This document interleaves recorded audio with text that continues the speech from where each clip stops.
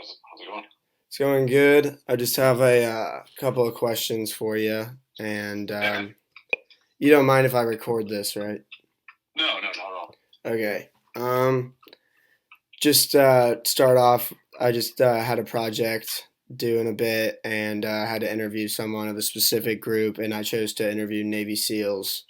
So Okay. just have a couple questions for you. Yeah. So first off, how does Navy SEAL training affect how you live today? Well, I think the biggest thing SEAL training does for you is it teaches you where your limits are. So I think that a lot of people don't know how far they can push themselves, how far they can go, physically, but also mentally. But SEAL training really shows you, especially during Hell Week, that you're capable of a lot more than you think you are. And so that translates into just kind of an overall confidence, not only in the military, but I'm living in Dallas now and still in the reserves, but I work another job in the civilian sector, and I think it teaches you that, or gives you confidence in trying new things and going further than you might otherwise have gone without that experience. Okay.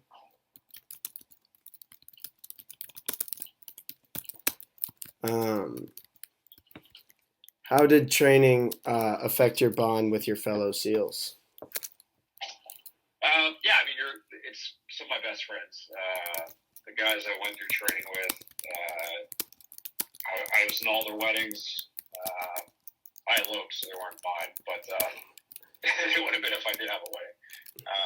Yeah, I mean, you become very, very close to the guys you go through training with, but then, also guys that maybe aren't, didn't go through your specific class, but are SEALs and have gone through the same training. You have a common bond, Right. So guys like Rob, who he went through 3 years before me through training, and but I met him and we had an instant bond. Common ground to go off of, and he's become a really good friend since then. Right.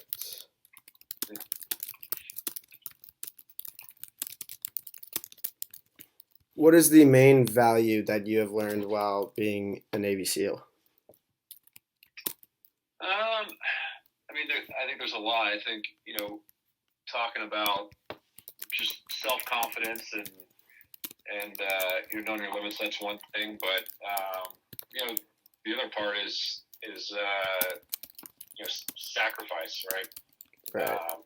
You're around. I mean, when I first got to my first SEAL team, SEAL Team 5, it was right before Extortion 17 happened, and so it was a pretty rude introduction to what the SEAL teams are. Having 17 SEALs, 2 of those guys at Team 5 on my team, die, and you're killed in combat. It was, I don't know if you're familiar with Extortion 17, but it was Right. helicopters went down in Afghanistan and Team 6 guys. But we had 2 Team 5 guys who were augmenting them on that deployment. Right. Nick Spihar and Jesse Pittman. And so I spent the first, this was, I guess I checked in like, I don't know, April, May, and then that happened August. So yeah, I spent the next few weeks going to funeral after funeral after funeral.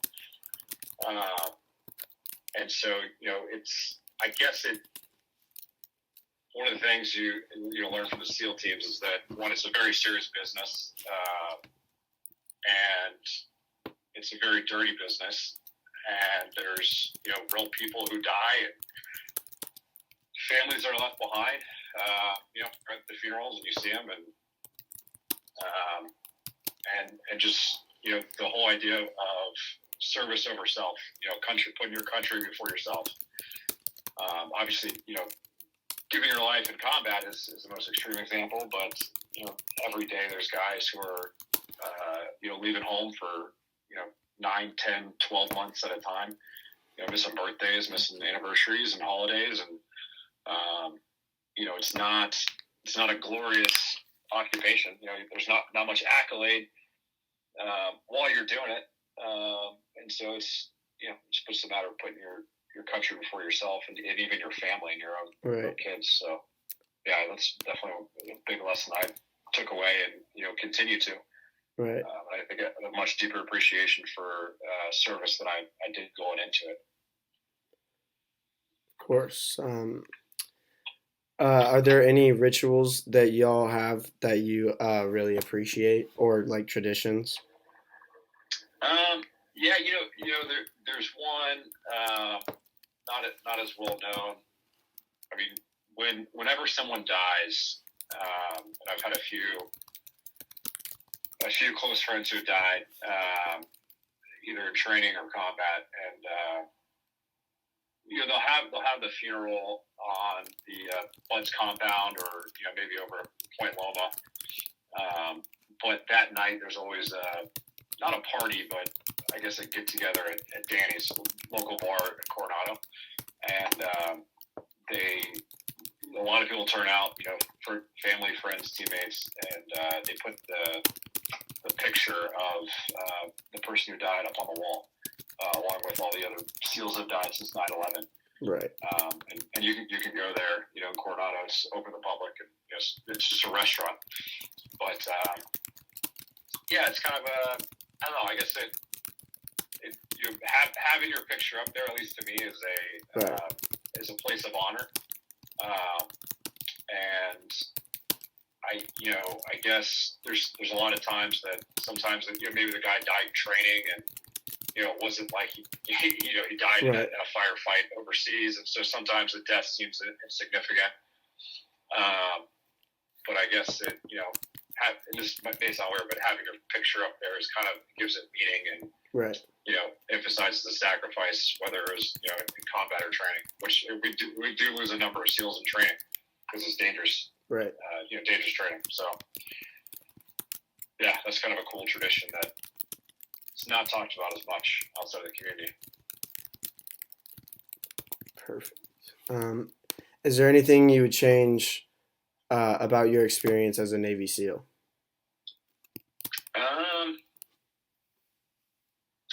That's a good question.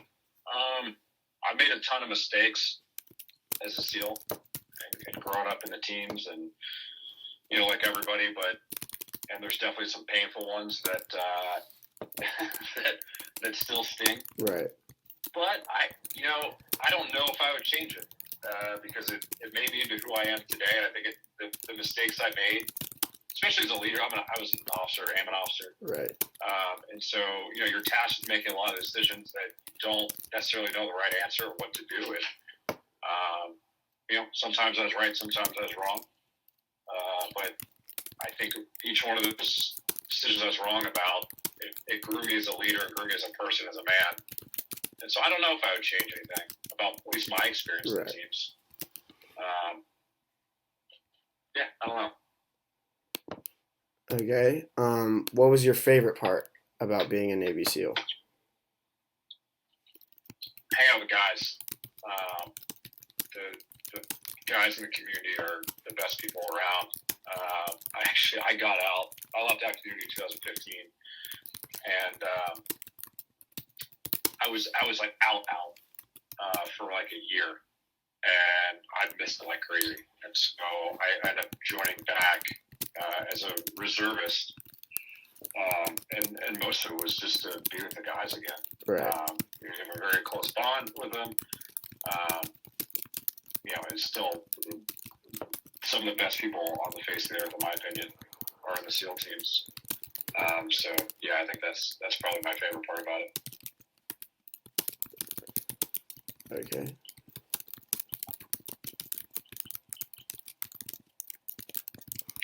What was your least favorite part about being a SEAL? Time away from family and home, without a doubt.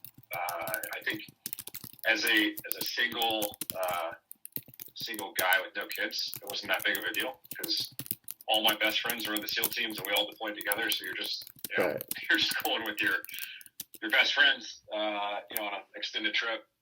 But as I got older and now I'm married, I have 4 kids. I just deployed. I got back in July. I was gone for 14 months.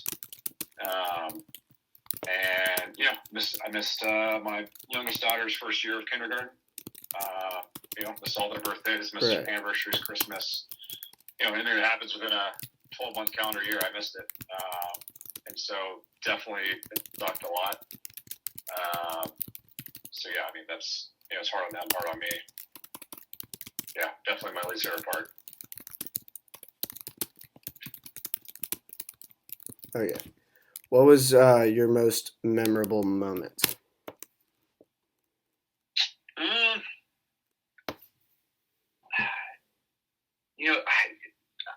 One of the things that's cool about the military, at least the SEAL teams, is every 2 years you switch jobs. Right. So for the first 2 years you're basically a student. You're going through BUD/S, SQT, and you get your training. And the next 2 years I was a assistant officer in charge in a platoon, and we deployed to Yemen and did some really cool stuff overseas that I'll never forget.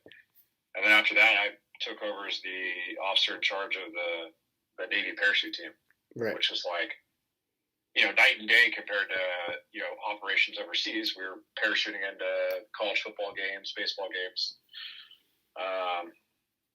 And then I became a reservist, and I, did a deployment to Asia for a year. There's definitely highlights in each job, but I couldn't really put one above another because they're so different. Right. And my career's not over. I mean, I'm planning on, probably do another 8 years or so until I retire. Hopefully my best memory's still ahead of me.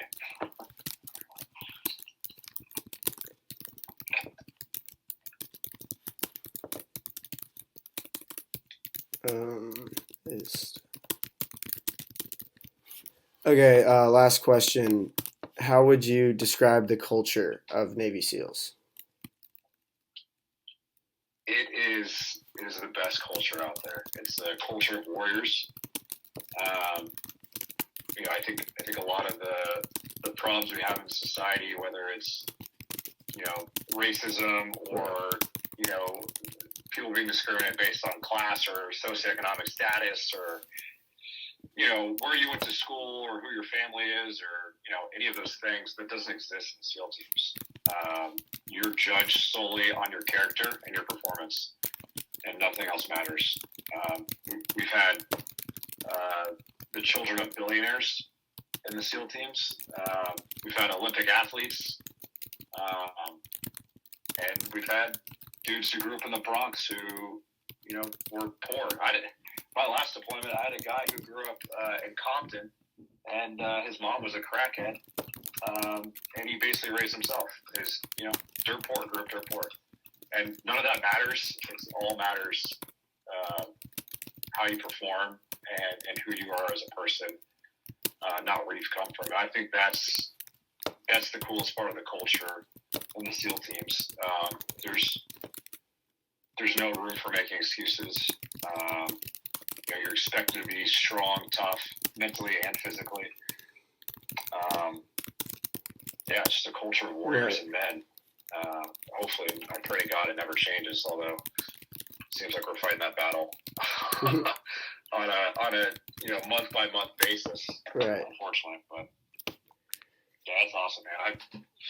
I miss the active duty days. It's a badass place to be, an awesome place to be from.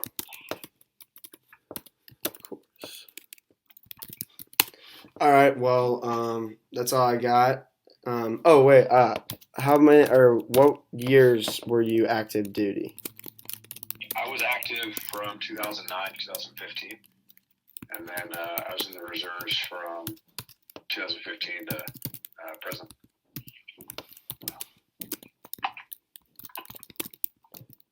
2015 to present. Yep, still in. Okay, perfect. That's all I got. Thank you for your time and for your service. Oh, thanks, man. Yeah, no problem. Anytime. And if you have any questions or if I have any more, I'll reach out. Sounds good. Yeah, give me a buzz. All right, you have a good one. All right.